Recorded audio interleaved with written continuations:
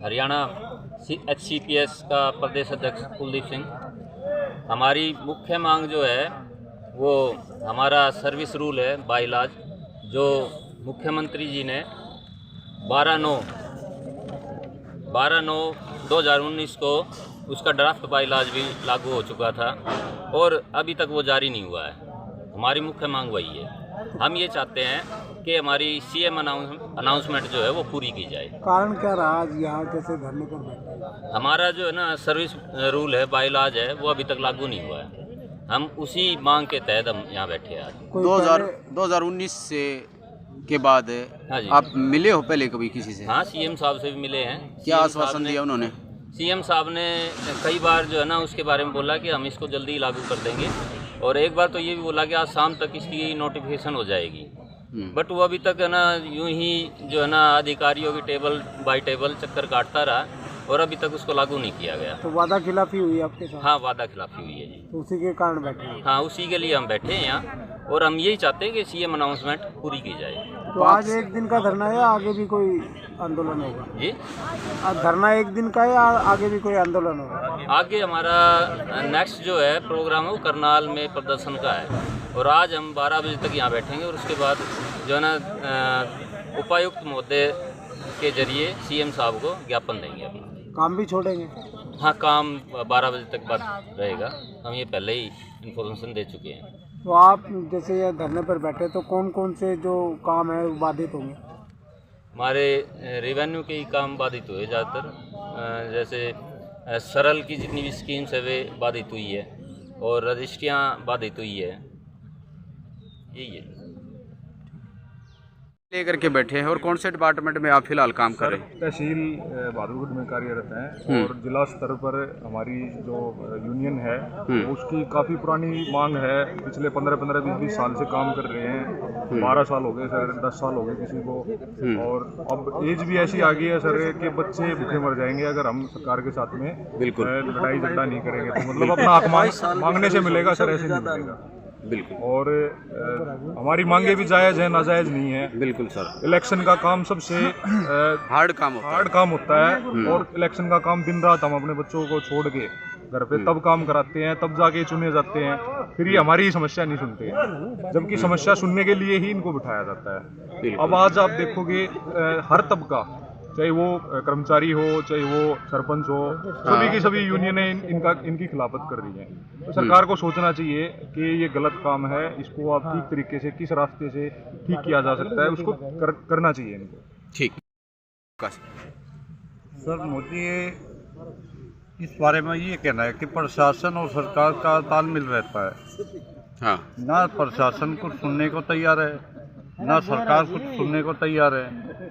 रही बात हम सहयोगियों की, कर्मचारियों की, तो ये कर्मचारियों का शोषण नहीं तो और क्या है, ये आप मुझे बताइए। बिल्कुल बिल्कुल। एक कर्मचारी जो इतने वर्षों से कार्यरत है। कितनी उम्र होगी आपकी? मेरी उम्र अब 53 साल है। बिल्कुल, सोचने की साल बात से मैं लगभग 27 साल से इनके साथ ही हूँ, जो मैं राजस्व विभाग में कार्यरत हूँ। हाँ। आज IT सोसाइटी अपने आप को कहती है जी हमने बहुत ज़्यादा विकास कर दिया। तो विकास कहाँ, किस स्तर पे हुआ है और किस लेवल से हुआ है, मुझे ये बताइए।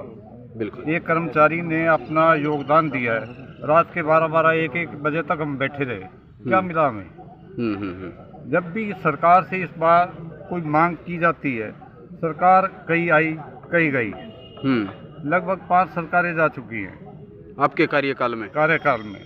तो सरकार से हमारी यही मांग है कि इन कच्चे कर्मचारियों को या तो पक्का करें या कुछ ऐसा स्तर लाएं कि इनका कहीं ना कहीं कुछ विकास हो सके। एक बात मुझे ये बताइए सर, 27 साल हो गए मुझे सर्विस करते हुए। मैं MCA पास हूँ, लेकिन एक डाटा एंट्री ऑपरेटर कभी 12,000 सैलरी, कभी 13,000 सैलरी। तो इस सैलरी, इस वेतन के अंदर क्या एक कर्मचारी का पेट भर सकता है जो बाल बच्चे वाला हो? बिल्कुल। तो 12-13 हज़ार से वो अपना कहाँ तक का एक लेवल पूरा करेगा? सबसे बड़ी कमी क्या है, एक कर्मचारी को बोलने का अधिकार ही नहीं, कुछ बोल नहीं सकता, बोलता है गद्दार। गद्दार का शब्द आ जाता है जी, सरकार के विरुद्ध बोल रहे हैं। अरे सरकार के विरुद्ध कहाँ बोल रहे हैं हम तो अपनी मांगों को ले रहे हैं। आज एक अगर परिवार के अंदर एक कर्मचारी को छोड़ो, एक परिवार का सदस्य है, परिवार के सदस्य का पहला काम क्या होता है? अपने मुखिया को बताना, बिल्कुल, कि जी मुझे ये कमी है, मेरे अंदर ये कमी रह गई है, मैं आज तक इस कमी को पूरा नहीं कर पाया हूँ। तो उस कमी को पूरा करने के लिए किसका योगदान होगा? उस मुखिया का। तो हमारा मुखिया इस समय, हमारे पिता एक सरकारी तो है, मुख्यमंत्री तो हैं। अगर वो मुख्यमंत्री साहब हमारी इस मांग को पूरा नहीं करते तो कहाँ तक जाएंगे, हम क्या करेंगे? और प्रशासन और सरकार का जो तालमेल है ये कर्मचारियों से भी तो जुड़ा हुआ है। हमने किसी उपाध्यक्ष को, अध्यक्ष को, किसी को बिठाया है, किसी सरकार को हमने मुखिया बनाया है, तो वो मुखिया किस लिए बनाया हमने? बिल्कुल, ताकि वो उन कर्मचारियों की एक छोटे निम्न स्तर से ही तो आगे बढ़ता है आदमी। जब उसको बढ़ने का विकास ही नहीं दिया जा रहा तो कहाँ तक वो विकास करेगा ये? और हम मांग करते हैं जी, हम विकास कर चुके हैं, इतना विकास हो गया, IT सोसाइटी का विकास किया है जी। विकास किससे किया है? कर्मचारियों के योगदान से ही। बिल्कुल, कर्मचारियों के योगदान से हुआ है। कर्मचारियों ने अपनी नींद, भूख, प्यास सब कम छोड़ा है, घर बार छोड़ा है सरकार से कि इनकी मांगों को, जो उचित मांगे हैं, उनको लागू किया जाए। आप देख रहे हैं लगातार IB24 हरियाणा। तो यहाँ पर 22 साल से लगभग एक कर्मचारी कार्यरत हैं और उनकी नौकरी 22 साल होगी। बच्चे ये इंतज़ार में है कि हमारे पापा पेंशन आएंगे और पेंशन आके हमने घर बनाना है, ये खरीदना है, वो खरीदना है। लेकिन उन सारी उम्मीदों पर सरकार आज पानी फेरती हुई दिखाई दे रही है। क्या कहना चाह आपका? पेंशन की तो बात ही छोड़ो, आप टाइम पे सैलरी ना मिलती हमने तो। कितने साल से आपकी सर्विस है? 18 साल हो गए सर्विस। 18 साल हो गए। ये संघर्ष चलता है हमारा तो 18 साल तो इस संघर्ष में निकाल दिए। परिवार कैसे पाले आपने? परिवार तो हमारे परिवार वाले जाने जी किस मुसीबत में। परिवार में और भी कोई सर्विस में है? कोई सर्विस में नहीं है, मैं सर्विस में। अकेले आप परिवार को चला रहे हैं, लेकिन सरकार आपकी आवाज़ों को दबा रही है। लगातार आप 5 साल से संघर्ष में हैं। बड़ी मुश्किल से हम अपने परिवार का गुजारा बसर कर रहे हैं। ठीक, तो इस कंडीशन में आके हमें आज ये कदम उठाना पड़ता है। क्या नाम सर आपका? मेरा नाम सतीश कुमार है। मैं जी 16 साल 16 साल से किस डिपार्टमेंट में काम कर रहे हो? DITS में। तो क्या कहना है आपका? आज धरने पे बैठे हो, किस बात को लेकर के? धरने का तो सिर्फ एक ही मकसद था। सरकार ने, मुख्यमंत्री ने मीडिया में आके घोषणा कर दी और लिखित में डाल दिया कि इनके इलाज लगाए जाए चाहिए। DITS में जो कर्मचारी हैं वो 15-15, 16-16, 20-20 साल तक से लगे हुए। अब उनकी जॉब सिक्योरिटी कोई भी नहीं। 15, 16, 20 साल जाने के बाद अब वो दूसरी नौकरी में नहीं जा सकते, वो दूसरा काम नहीं कर सकते। बिल्कुल। अब हमारे जो आउटसोर्स के बच्चे थे उनको HKRN में डाल दिया गया।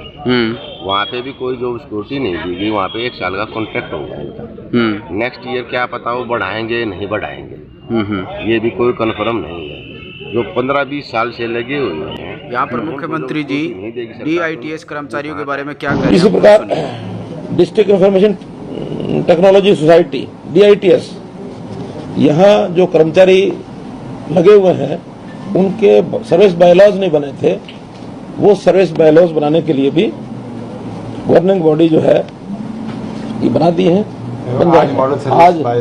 आज जो है बन करके उनको चले जाएंगे और उनसे उसका अप्रूवल लेकर के और उसको फाइनल कर देंगे। इसमें उनकी सर्विस का थोड़ा निश्चितता हो जाएगी, अन्यथा हर जगह अलग अलग तरीके से डील किया जा रहा है। डिस्ट्रिक्ट सोसाइटीज होती हैं, तो डिस्ट्रिक्ट सोसाइटीज में जो कंप्यूटर पर काम करने वाले लोग जो DITS में होते हैं वहाँ वो अपने अपने ढंग से उनको डील करते रहते हैं। तो एक यूनिफॉर्म सर्विस बायलॉज बनेंगे तो उनकी जो परेशानियां जगह जगह आने वाली हैं वो समाप्त हो जाएंगी। छुट्टियां कितनी मिलेंगी, महिला कर्मचारियों को कोई मैटरनिटी लीव है।